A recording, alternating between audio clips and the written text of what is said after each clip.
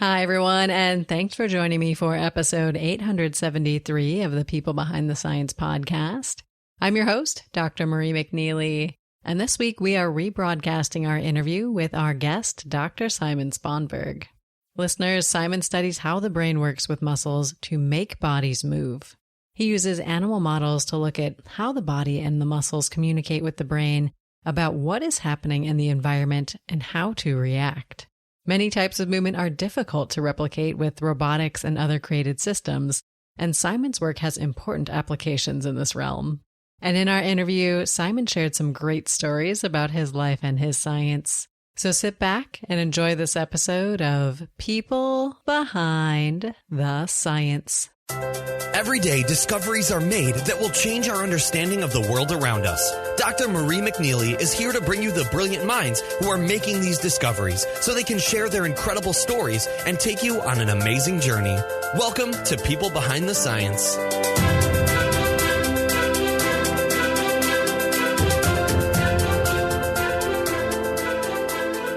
Hello, everyone, and welcome to People Behind the Science. I am delighted to be speaking with our guest researcher, Dr. Simon Sponberg, today. So, Simon, welcome to our show. How are you? I'm good, thank you. Delighted to be here. Well, we are looking forward to learning more about you and your research, but let me first start by telling our listeners a little bit about your background. So, listeners, Simon is the Dunn Family Professor and Assistant Professor in the School of Physics and the School of Biological Sciences, as well as Adjunct Assistant Professor in Biomedical Engineering at the Georgia Institute of Technology, or Georgia Tech. He received his bachelor's degree in physics and biology from Lewis and Clark College and his Ph.D. in integrative biology from the University of California, Berkeley. Afterwards, Simon conducted postdoctoral research at the University of Washington before joining the faculty there at Georgia Tech. And he has been the recipient of a National Science Foundation Postdoctoral Fellowship in Biological Informatics, the University of Washington Postdoctoral Mentoring Award, the Young Investigator Award from the International Society for Neuroethology, a National Science Foundation Faculty Early Career Development or Career Award, a Klingenstein-Simons Fellowship in the Neurosciences, and a Hertz Fellowship. And in our interview today, Simon is going to share more about his life and his science. So Simon, let's start by talking about life outside the lab and how you spend your time. I think maybe my favorite thing to do outside of the lab is to cook. And there's a little bit of an interesting story behind that, in that I was once interviewing for a fellowship position, and I felt like the interview was going really, really horribly. And then the interviewer asked me, "Oh, well, what do you like to do outside of science?" And I said, "Oh, I really like to cook." He was like, "Oh, me too." And we went on for like half an hour about cooking and how it's sort of like doing experiments that actually work sometimes. So I firmly believe that that's what got me that fellowship. But more importantly, I think it's my creative outlet and how I enjoy taking up my time outside of science. It sort of brings my headspace into just what I'm working on right at that moment. And then it's something that you can share with people, which is a lot of fun too sometimes. I love it. It's a practical hobby. I really like to get outside too. Hiking is probably the thing that I most enjoy. My wife says that she likes me a lot better when I'm on top of a mountain. And I think that's a fair point. That when you sort of get outside, it changes your perspective on the world and what you're doing. It gives you a bit of time to reflect. And I've always really valued that. Well, it sounds like you have some phenomenal hobbies and ways to spend your time outside of the lab. I'm fascinated by this cooking thing that you mentioned. So what are some of the things you like to cook? Is this desserts we're talking? Are we talking full meals? I most like to cook with people. But my favorite thing actually is to try to cook things that are from different cultures and things that I've been exposed to. Being in science, you meet a lot of people from different parts of the world. So I've learned from them a lot of different interesting things. And whenever they share with me a certain type of food or drink that they like to do, it's really fun to go back and try and create that and see what's so interesting about it to them. So I spent a lot of time in China when I was an undergraduate. And so I really enjoy trying to cook Chinese food. I'm not always very good at it, but I enjoy trying. Mm-hmm. I think it's the process of cooking. Cooking and baking are a bit different because baking, you tend to have to be very precise, and cooking, you tend to be a little bit more creative and wacky, and it's more likely to work if it's creative and wacky than if you're creative and wacky in baking. And so I definitely like the sort of cooking aspect of it more. But I think the other part of it is that I've always been very fascinated by tea and coffee and drinks, that pretty much every culture tends to use some kind of beverage as like a way of socially interacting with people. And I've always found that really interesting, what the different traditions are around the chai in India, and the tea ceremonies in Japan and China couldn't be more different and really reflect some of the differences in the cultures. And the way that we use hosting people here, always offering them a drink when they come in. Actually, the U.S. has a bunch of different traditions that we use for drinks when we host people. So I've always found that sort of very interesting as a reflection of the sort of history and culture of a place and as a way to bring people together. Very cool. Well, Simon, it's been wonderful to hear more about your life outside of science, but I'd love to talk about your work as well. So can you tell us next how you describe your work to people who aren't in your field or maybe aren't familiar with science? So I like to describe my work as trying to understand how the brain works with muscles to make bodies move. I'm really fascinated by the fact that animals have achieved the ability to move in pretty much every environment on this planet.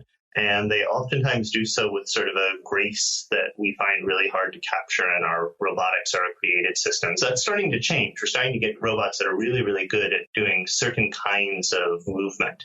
But the sort of repertoire of movements that animals, from humans to cockroaches, are capable of generating is really remarkable to me. And I think it reflects a lot about how our brains think about and process the world around us. I think that the way that brains process the world around us is very informed by the movement that we do through that world. It shapes what information we have to take in, how we have to react to that information, and what we do with that information.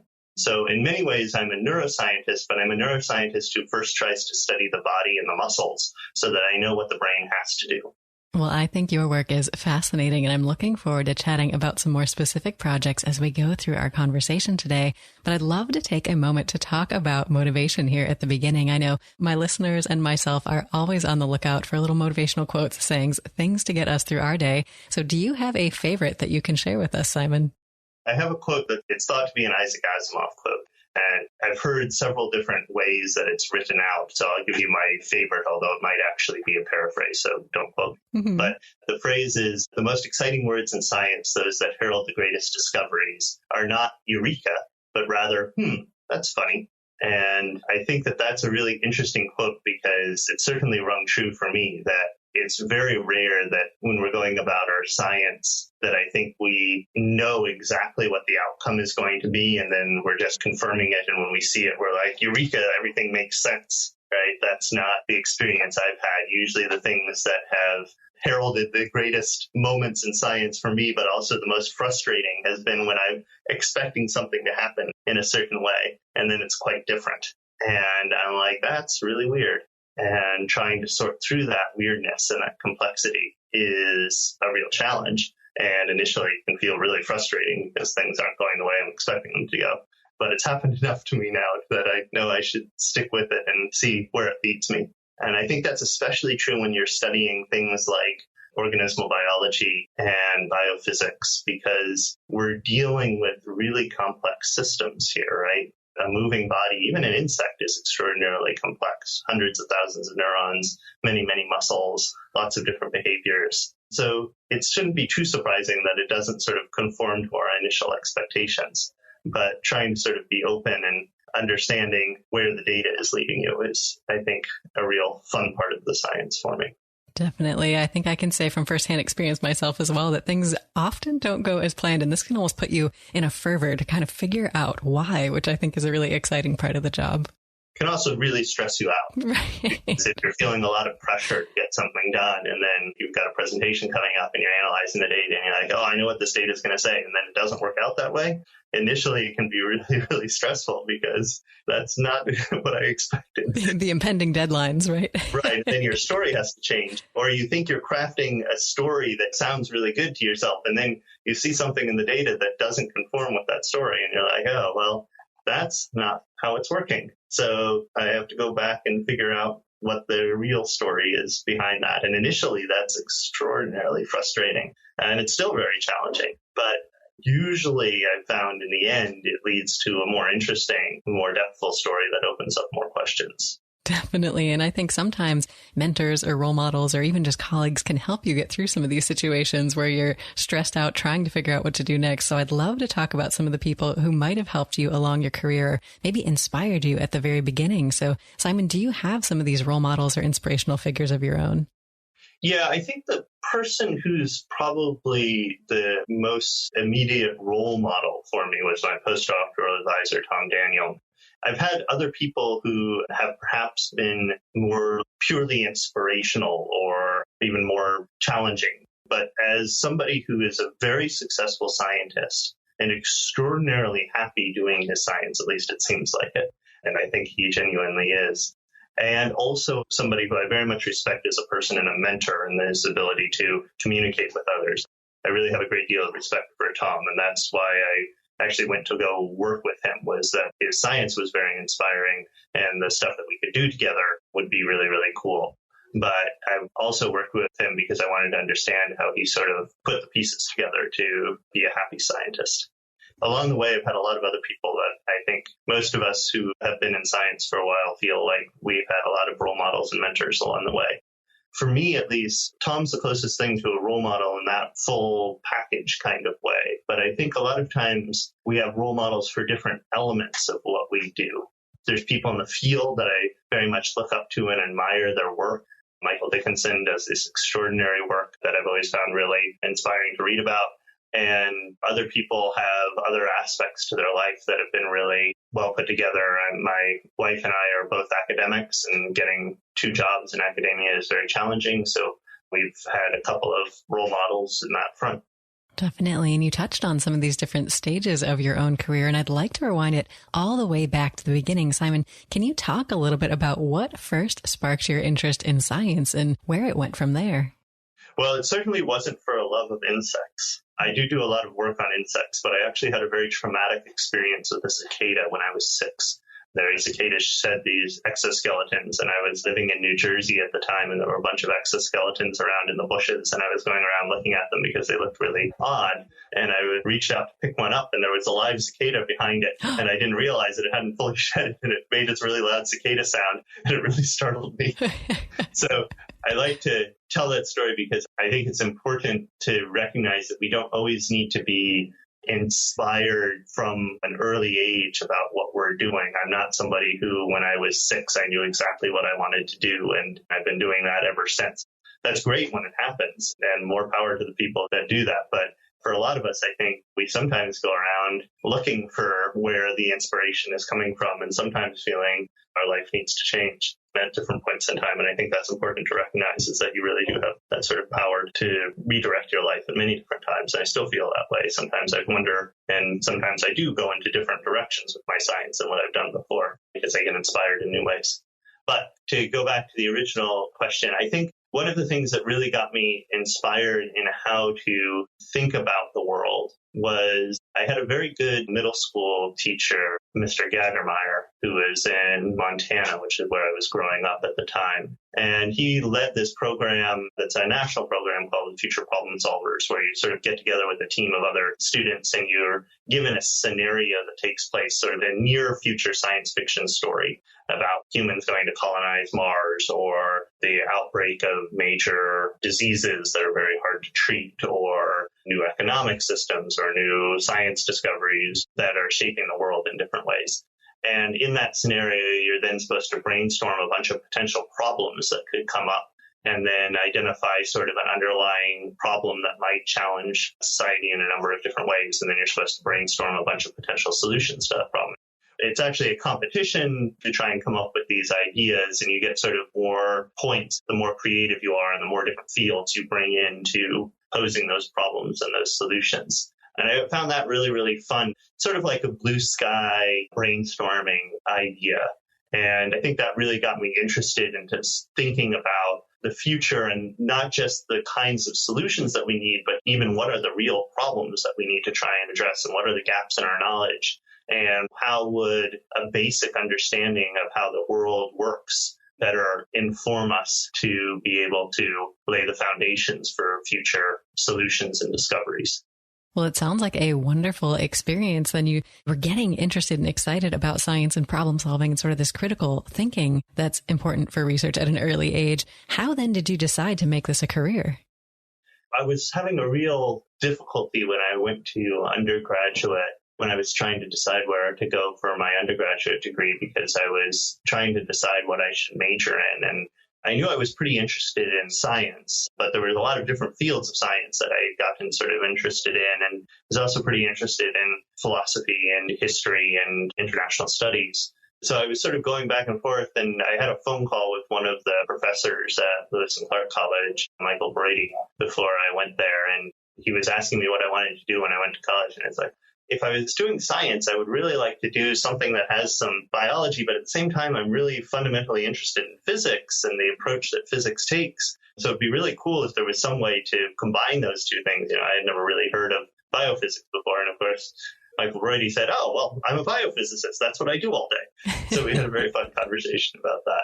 And I think that that's what's driven it. But I think that's the sort of optimistic, positive story. But when I went to Lewis and Clark, I started as a physics major.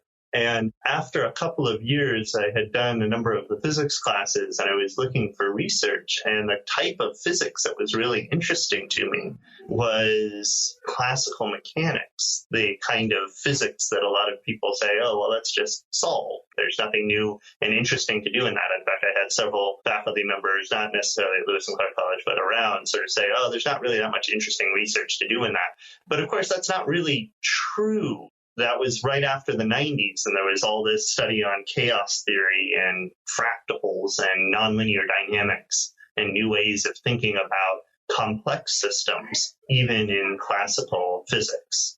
And I didn't know about any of that. And unfortunately, at the time, I didn't have a lot of people around me that had exposure to that. So I sort of went around looking for places to do interesting classical mechanics research. And because I had still been really interested in biology, I happened to take a comparative physiology class about how different animals sort of solve different problems in their environments in different ways. And that was really eye-opening to me. And I sort of connected with this biology professor at Keller Autumn who was studying how geckos stick to walls. And I found that a really interesting convergence of sort of biology and physics. And ever since then, I've always been looking for this sort of interface of what we call organismal biology studies, the study of the biology as the whole organism or the physiological systems of the organism, and how that can interface with physics. And I've been very happy and excited that that's now really becoming a growing field with a lot more people interested in it, I think. Definitely. So then what are some of the other key incidents or happenings that helped you get to where you are today there at Georgia Tech? One of the things that helped that was really useful is that I went to a very flexible graduate program at Berkeley where I was sort of able to create my own set of classes and experiences to sort of shape my own graduate program.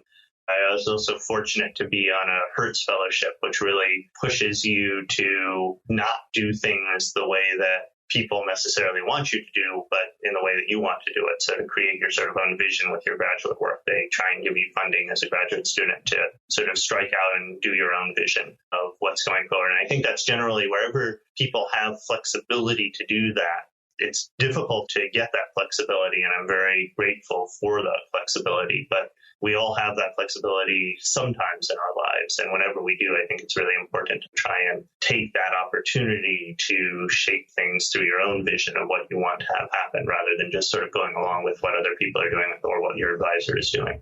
But that flexible program at Berkeley was very helpful. And most importantly, I think I was really surprised. In hindsight, I don't think I should have been, but I was very surprised in graduate school how much of your experience is more shaped by your peers around you.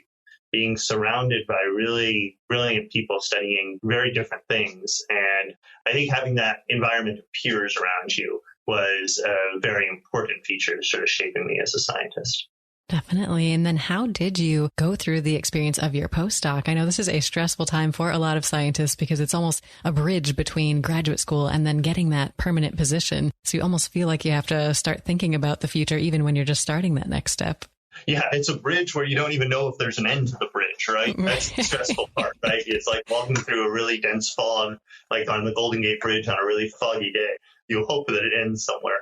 And I think that uncertainty is really stressful. So a lot of people describe the postdoc as an extraordinary time, one where you have very few constraints and you can sort of express your intellectual freedom. And I think the people who describe it that way are people who have then gone on to a successful position after the postdoc. So they have the benefit of hindsight and knowing that it would work out to sort of describe that. And I think it is true. Like, there is a lot of flexibility and joy that you can take in doing a postdoc, because it's sort of like getting a do-over on your graduate career, except you sort of know what you're doing a little bit more that time. It's your second shot at creating not just a single scientific project, but a set of scientific projects that fit together. And that's really exciting and fun, but it's sort of colored by a lot of stress and uncertainty about what's going to happen next, especially if you're pushing for a faculty position. So it's very common, and I think it's really important to acknowledge that it's really easy to feel impostery during that time. And we know to have questions about whether you're good enough or doing good enough work, or what kind of work is needed, or am I on the right track? And is the research that I'm doing on the right track that I should have gone on? Is this where I should have come to a postdoc? Should I go do another postdoc? So it's a fun, flexible, free time, but it's also a bit of an uncertain time. And I was fortunate to have a really good mentorship environment. That's when I worked with Tom Daniel and also with Adrienne Farrell. She was my second advisor for my postdoc. And that was a lot of fun because she came from a physics background, and Tom's a biology professor. He came from a very sort of mixed background in science in the sense of fields that he had studied. So I found that really a fun and supportive environment to be in. I felt like I had the security to sort of explore the things that I wanted to explore and the freedom to explore. So I'm very grateful for that. Definitely. And I know you are exploring some really fascinating areas there at Georgia Tech today in your own lab now. So is there one in particular you want to go to in a little bit more detail to tell me and our listeners about today? So we have a cool project that the first part of it just finished up and got published, but is going to sort of be leading a lot of the next questions in the lab. And this is really work done by a graduate student, Joy Putney and Rachel Cohn, who was a undergraduate here and is now a graduate student at Emory. And together we've set up this method to record the electrical activity that a moth, like a butterfly, like the nocturnal version or the crepuscular version of moth, we could wire up every muscle that controls the primary movements of the wings in the moth.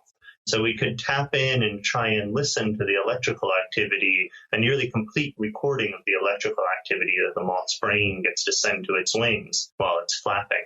And that was a really interesting new technique for us to develop, because in neuroscience, it's very common to record from many, many different signals at the same time, the electrical activity of many nerves or many muscles. But it's usually only a small fraction of what's involved in creating a movement, because even in an insect, there can be hundreds of thousands of neurons and dozens of muscles. But here, because all the muscles that control the wing are actually in the body, they're not out in the wing. The wing is a flexible membrane that sticks out, that protrudes from the body of the moth. It was much more feasible to sort of go in and try and get a nearly complete set of recordings of all of those muscles. So that was the technique and insight. And it's actually something that I've been trying at different times with different people over about the last 8 years to sort of develop. And we finally got with Joy and Rachel some really good recordings from all of these muscles simultaneously. And what it showed us that was sort of unexpected is that it showed us that during maneuvers, like when the animal would try to turn, it's not just that they have a single turning muscle. You might expect they just sort of have a muscle that pulls the wing in one direction on one side and turns the animal left or right. And if the animal wants to turn harder, it just increases the activation to that muscle, sort of like a little throttle or like a rudder or something. Yeah. Rudder, exactly right. Instead, it turns out that every muscle is involved in every maneuver that we recorded, and that every muscle is primarily changing its activation. The moth's brain is controlling those muscles, not by cranking up and down the activation. It does that somewhat, so each muscle sort of has a knob on it. But what the brain is really doing to do most of the control is it's very precisely laying out a pattern of individual spikes of activity. And it's orchestrating this movement across many muscles. So I should step back for a minute and say that neurons and muscles are typically activated by little pulses of electrical activity that we call action potentials. And you can think of them as actual like digital events. They're sort of on or off. So if you can record electrically from a muscle or a nerve. And if you put that recording into a speaker and you listen to it, you'll hear this pop, pop, pop, pop, pop, pop, pop sound. And those are those little bursts of activity, those little pulses of activity. frequently the way that we think that motor systems work, that how animals control motor systems, is that when you have a muscle or a nerve that's controlling a muscle, or even a neuron higher up in the brain that's controlling movement, that you would increase or decrease the number of those pulses. So you go from pop, pop, pop, pop to pop, pop, pop, pop, pop, pop, and that would produce then more force in the muscle and produce a turn through that ruddering. But instead, what we found is that all of these muscles, and we had hints that this was true in individual muscles before, but it was really surprising to us that all of these muscles, it's not so much the increase in the number of those pulses, but it's their precise patterning and timing. And in fact, every muscle is controlled by the moth's brain to have those precise pops, those precise digital events, time down to 1,000th of a second. So the moth is creating this orchestra of activations across this large set of muscles to execute each of its behaviors. And to me, this is really, really fascinating, because if you look at the behavioral level, sometimes from a sort of physics perspective, we can describe the movement of the animal with actually pretty simple dynamics models. We can't capture everything the moth does, but a lot of times when the moth is turning or moving through the air, we can use very simple physics models to describe how the moth is responding to stimuli and how it's turning and how it's tracking moving flowers in its environment as it's trying to feed. But underlying that is an extraordinary complexity. I always get really excited by science projects that sort of give a new insight, but also then pose really challenging questions. And for me, the really challenging question that this project posed and that our lab is going after now is, how is all of this complexity put together to produce a movement that is oftentimes very elegant? And for a physicist, that sometimes means elegant in the sense that I can describe it with a relatively simple set of equations. So the movement seems to be simple in some ways, whereas the underlying physiology is, of course, quite complex. And I think we need to try and understand how that complexity is put together. What are the principles by which all of those muscles are being orchestrated by the brain? And how is that precise timing of the individual spikes being set up by the brain, which we've thought for a long time that it's very hard for nervous systems to set up very precise timing of action potentials in those little spikes in motor control. In sensory systems, we've known that we can very precisely encode information about our world, but it was thought after it sort of passed through many stages of neural processing and went to the output to the muscles that it would have to be less precise. And we're finding that that doesn't seem to be the case. Well, this is fascinating. And you've hinted a little bit at just some of the challenges that come along with the complexity of this kind of work that you do, but also in science in general throughout our conversation. And I love talking about the challenges, the struggles, because I think people don't often hear these stories. So, Simon, do you have a particular challenge that you're facing right now in the lab, or just a difficult time in your career that you can tell me and our listeners about and how you work through it? I think this is really, really important to acknowledge, and it sort of goes back to something that I said a little bit earlier, that quote from Isaac Asimov, that's funny, as that being a very exciting word. It's also a very frustrating time, because if things aren't conforming to your expectations, then it can be very challenging how you're thinking about your problem. And I think that that has happened a few times before to me, where I've sort of taken a data set that I spent maybe months collecting experimentally, and then I started analyzing it, and I thought, I might have even seen some patterns in the data that I thought would hold up when I looked across the data more rigorously after the experiments were done. And then I did the analysis, and those patterns weren't there, and I was very confused. And so an example like this was actually early on, I had done a project back when I was a postdoc to look for, just in a single pair of muscles, we had some suspicions because of how the muscle produces force, that this precise timing might be there. And I wanted to go in and look to see if the moth's brain could precisely modulate the timing of activation to one of these muscles. And I did the whole experiment where we sort of built a little flight arena for the moth, tethered it in there, attached it to a torque meter that would measure the forces and torques that it would produce as it was trying to fly, created a little movie screen for it and let it watch a very exciting movie of bars moving back and forth on a screen to get it to turn left and right. And they put these silver wires into the muscles to record the electrical activity from them. And I spent quite a number of months getting all this data. And then I started to analyze it, and I couldn't find any coherent pattern in how the muscle was being modulated. Oh, no. And I was really frustrated because I could even hear it, I thought, when I was listening to the electrical activity. I thought I could hear it being modulated. But of course, you have to be very careful with that kind of subjective take on the data. You have to back it up with an analysis that actually shows that that's there. So I was very frustrated for a number of months trying to go through that data. And it turns out that the real story was that things were way more precise than I even thought they could be.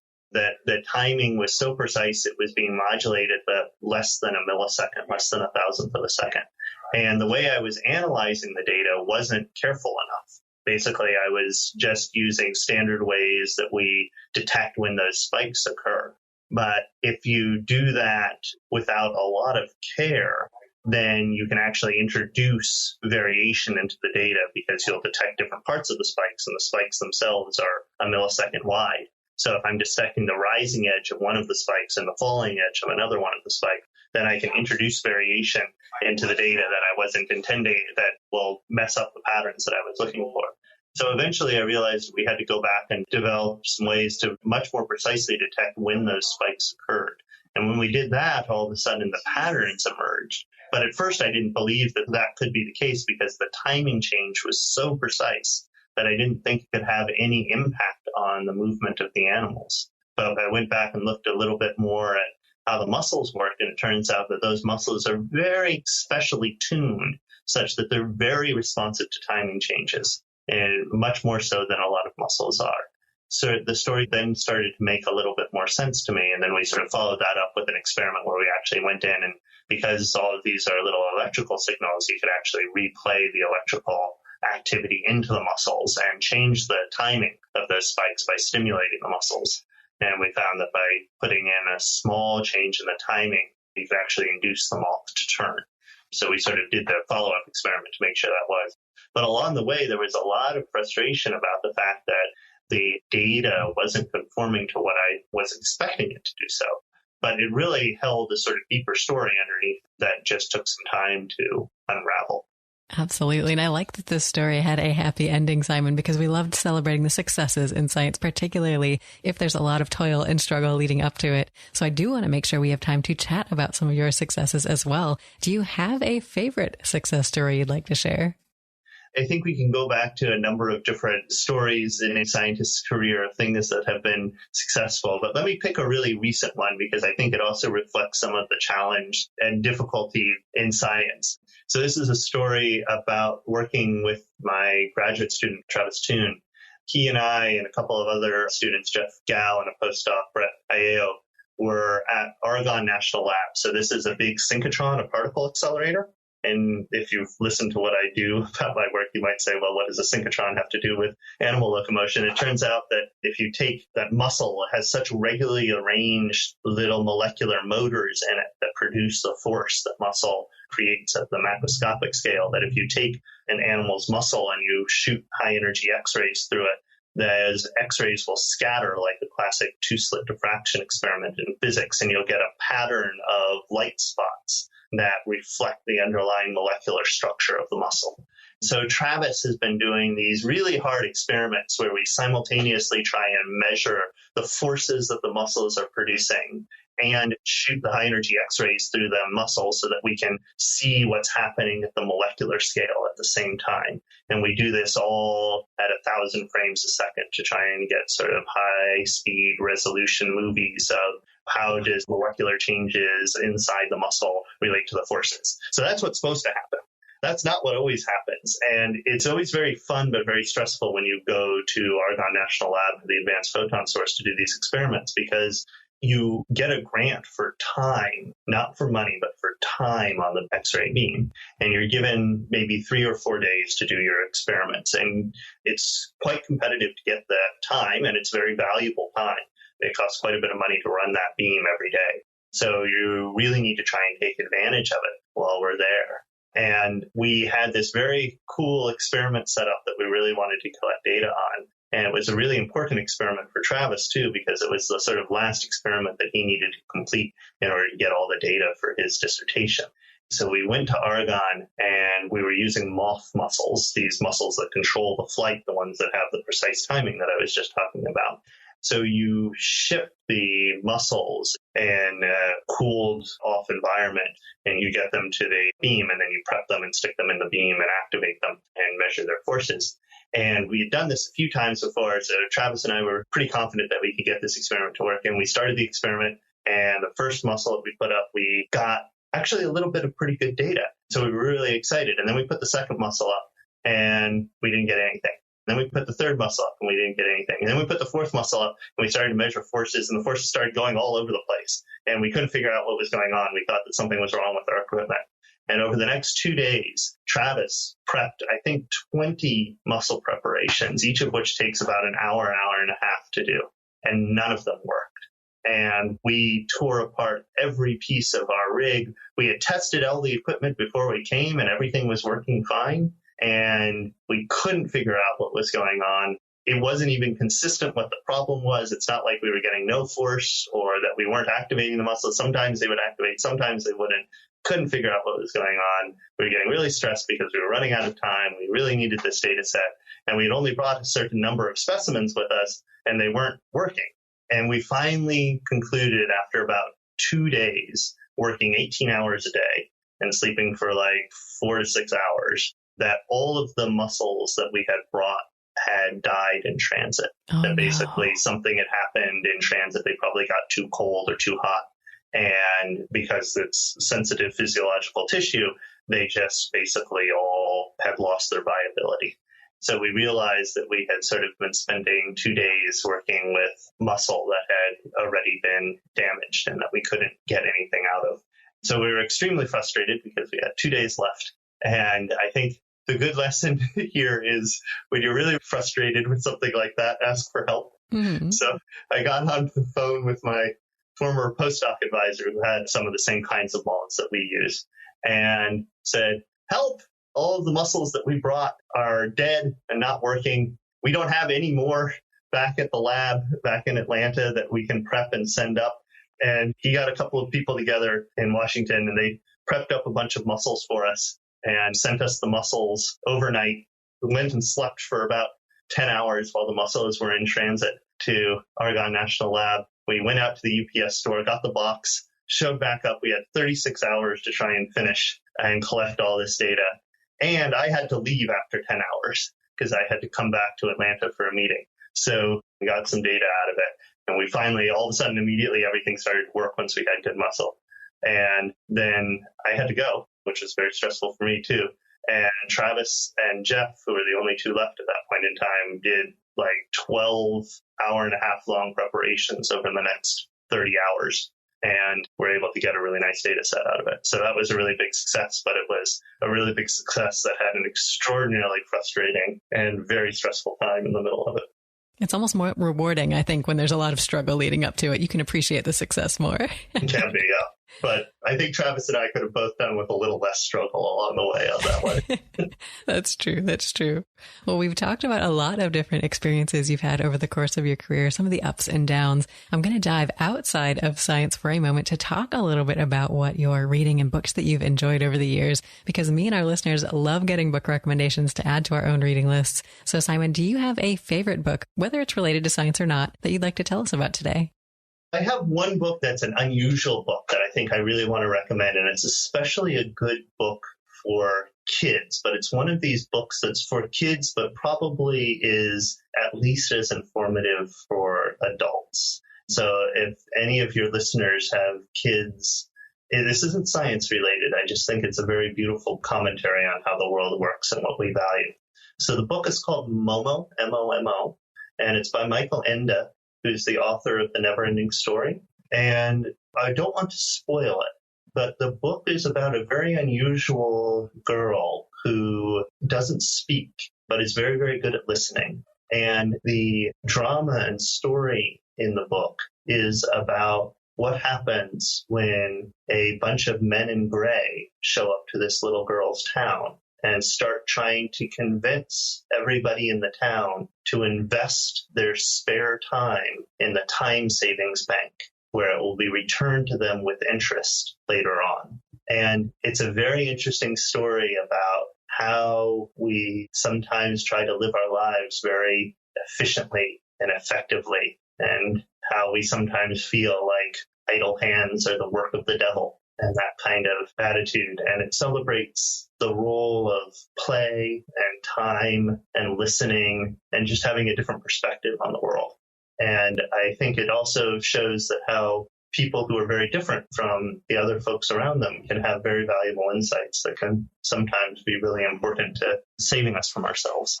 So I think that that's the book I must recommend. On the science side, I very much like science fiction. So there's the Foundation series by Isaac Asimov, especially in this sort of world of data sciences today, reading about Asimov's perspective on psychohistory and how you can use data to try and predict the future is, I think, very interesting. If anyone reads that story, make sure you get to the second book in the trilogy. The real interesting part for me is when the character, the mule, first appears. And I think that that's a very interesting story that everybody should read these days. And for sort of more fantastical science fiction and world building, I really like Stephenson's books, especially Diamond Age. And for just a totally different novel with an international perspective, I really think everybody should read A Fine Balance by Rowington Mistry. Is an Indian author who wrote a very interesting character study that took place in the emergency period in India. And it has some just really interesting characters in it. It's also a very emotionally difficult book to get through. Gotcha. Well, wonderful recommendation, Simon. We will add these to our website for our listeners to find there. And we've talked about different aspects of your career, but one thing we haven't really gone into detail on are some of the opportunities you've had to travel for science. So do you have a favorite place or the most memorable place that science has taken you that you can tell us about today? Well, I think that one just happened over this past summer. So I just went to India, both to visit a colleague at the National Center for Biological Sciences, Sanjay Sane. And Professor Sane and his lab sort of hosted me there for several days, and I had a really fun time hanging out there. They have this space where they do science, where they have about 200 acres of jungle in the middle of Bangalore, actually in the northern part of Bangalore, but near enough to Bangalore that it's unusual to have that much green space set aside from the bustle of the city. And I just spent a number of days there doing science with them, having a very pleasant time. But then afterwards, I went to a region in the southern part of India where Tibetan monks in exile have a monastery, and the Dalai Lama there has set up a program through Emory to teach neuroscience and incorporate neuroscience, physics, and biology into the monastic education curriculum. So with a number of other faculty members through this exchange program, I taught neuroscience to Tibetan monks for a couple of weeks. And that was really, really interesting because just the difference in perspective and background that they had was really different. They didn't have the same sort of formal mathematical training that we had, and the idea of empirical evidence was very different from their ways of investigating how their minds worked, which was more of a subjective investigation. But each of those monks does 4 hours of debate practice 6 days a week for 16 years. Wow. So they're really good at asking hard questions. And I just had a really fun time hanging out with them and trying to communicate my interest in neuroscience and the cool things I find about science and how it works to people who had a very different perspective and background, but shared a love of trying to understand the mind and the brain and how that operates. Well, Simon, this sounds like an amazing experience.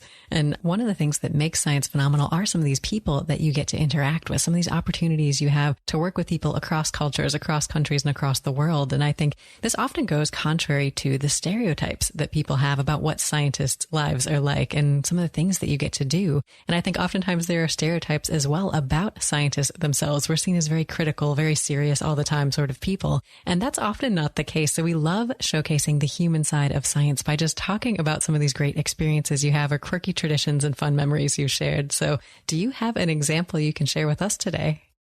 I think one of the best examples of that is the first rule of Sponberg Lab, the first rule of my lab that my graduate students and I came up with. And the first rule of my lab, and you can ask anyone in my lab, is don't trust Simon. It's meant both in a humorous way and in a serious way. In sort of the serious way first, it means don't trust me to do your science for you. If I have a perspective on what the scientific literature says, I may be wrong and I may be missing things. And it's very important to be critical and think about the science and formulate your own ideas and your own vision yourself and not just follow along what's going on.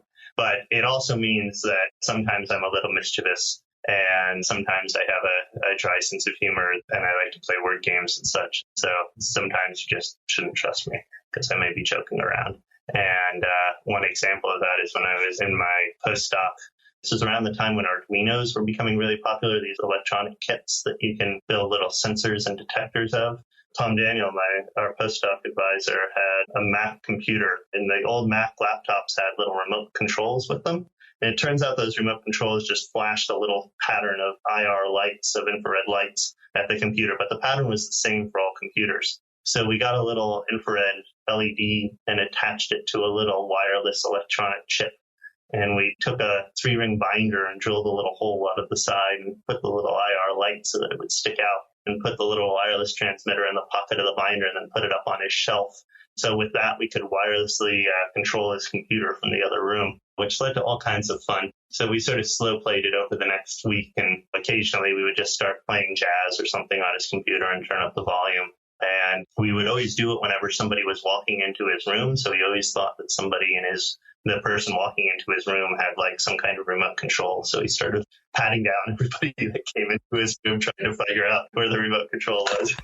So sort of get serious again. Science is sort of done as a community, especially in the academic setting where we have a set of students and postdocs and faculty members. And I think one of the best things is that a lot of the times that environment can start feeling very collaborative and collegial, where everybody respects each other's opinions. I think that's very important, and the contributions that they can make, and sort of creating that community around which science is done is one of the things that I enjoy the most about the science that I get to do and the people that I get to work with. It's one of the reasons I'm in academia, because I feel like we really get to create and have those communities around us. And it really is what pushes me to think differently. And frankly, that rule of my lab, don't trust Simon, is good advice for me too. Sometimes I shouldn't trust myself to think that I have the right perspective on things. So maybe it's a little bit of a call to arms as well as a just be careful, because I like to joke around a bit. Certainly. Well, I like this rule, and I really like that you're able to bring a sense of humor and creativity into the lab, because I think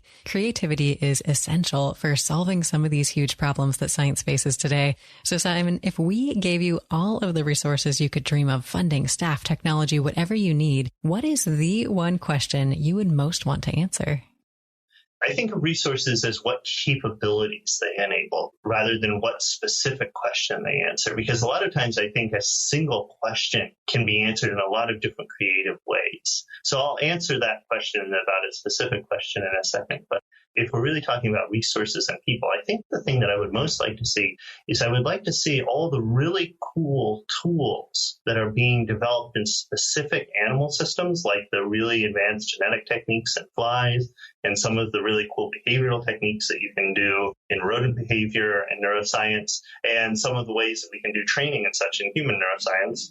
I would really like to see those tools and techniques be broadly applicable across many different animals, because I think one of the cool things about studying organismal biology is that there are many, many animals who have solved problems about neuroscience and biomechanics in very different ways, but with some convergent principles. And that really what we want to do is try to understand not how one particular animal goes about solving its problem. That may be useful, especially if it's exceptionally good at it, like how geckos stick to walls. But especially when we get to the neuroscience side of things, we really understand how neural systems in general are organized such that they can execute these graceful movements that we appreciate in the world. And in order to do that, I think we need to have a lot of access to these systems in different kinds of animals, where we can look at what is common and what is different, what is invariant and what is special and specific about each of these different systems.